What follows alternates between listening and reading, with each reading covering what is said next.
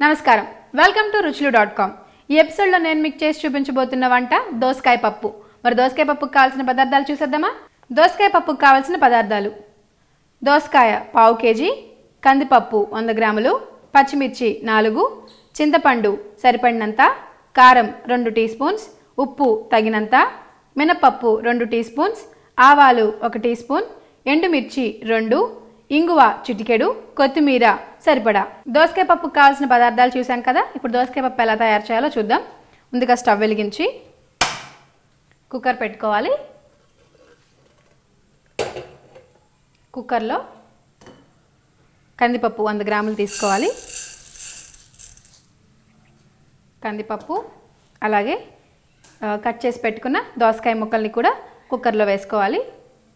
దోసకాయలు చేదు ఉన్నాయా లేదా అని చూసుకొని కట్ చేసుకోవాలండి వేసాను ఇప్పుడు దోసకాయ ముక్కలకి అలాగే కందిపప్పుకి సరిపడా నీళ్లు పోయాలి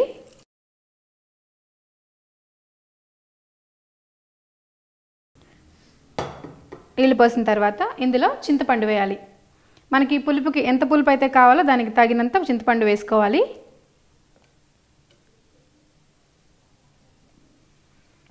చింతపండు అలాగే కొద్దిగా పసుపు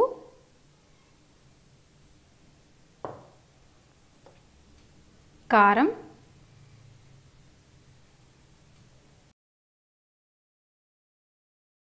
పచ్చిమిర్చి ముక్కలుగా కట్ చేసి పెట్టుకొని పచ్చిమిర్చి వేసుకొని ఇప్పుడు అంతా కూడా ఒకసారి కలుపుకుందాం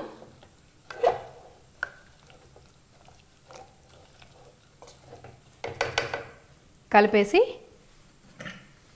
కుక్కర్ మూత పెట్టేసేయాలి కుక్కర్ మూత పెట్టి ఒక 3 విజిల్స్ వచ్చేంత వరకు దీన్ని ఉడికించుకుందాం 3 విజిల్స్ వచ్చాయి అలాగే ప్రెషర్ కూడా పోయిందండి ఇప్పుడు ఓపెన్ చేసి చూద్దాం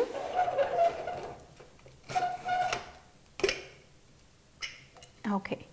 పప్పు ఉడికిపోయింది ఈ పప్పుని వేరే బాండీలోకి మార్చుకుందాం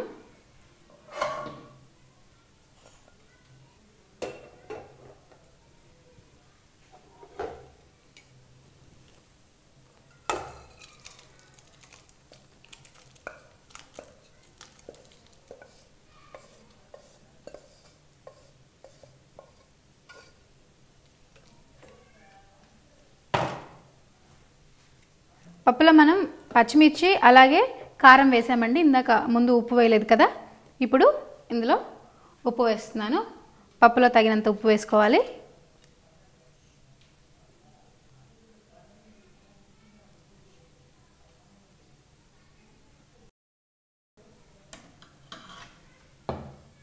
ఉప్పు వేసి అలాగే దీని మీద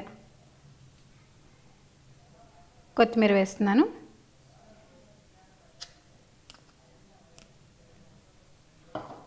ఉప్పు కొత్తిమీర వేశాక బాగా కలిసేలాగా కలుపుకోవాలి పప్పులో కొత్తిమీర వేడిగా ఉన్నప్పుడే వేస్తే మనకు ఆ కొత్తిమీరలో ఉండే ఫ్లేవర్ అనేది పప్పులోకి దిగుతుంది పప్పులో ఉప్పు కొత్తిమీర బాగా కలిసిపోయిందండి ఇప్పుడు పోపు పెట్టుకుందాం పోపుకి స్టవ్ వెలిగించి మరో బాండీ పెట్టి పోపుకు తగినంత ఆయిల్ తీసుకోవాలి 4 స్పూన్స్ ఆయిల్ తీసుకుంటున్నాను ఆయిల్ వేడొచ్చిన తర్వాత ఇందులో కొద్దిగా మెంతులు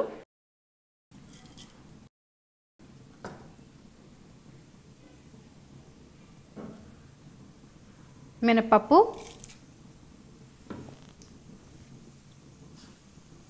ఆవాలు జీలకర్ర వేసాను ఎండుమిర్చి ఒక 2 లేదా 3 ఎండుమిర్చి చిన్న చిన్నగా కట్ చేసి వేసుకుంటే సరిపోతుంది చివరిగా చిటికెడు ఇంగువ వేసి లైట్గా బ్రౌన్ కలర్ వచ్చే వరకు దీన్ని స్టవ్ మీద ఉంచుకోవాలి బ్రౌన్ కలర్ వచ్చేసింది కదా ఇప్పుడు స్టవ్ ఆపేసి ఈ పోపుని పప్పులో కలిపేసుకోవాలి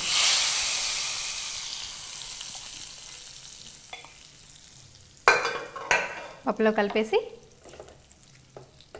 బాగా కలపాలి.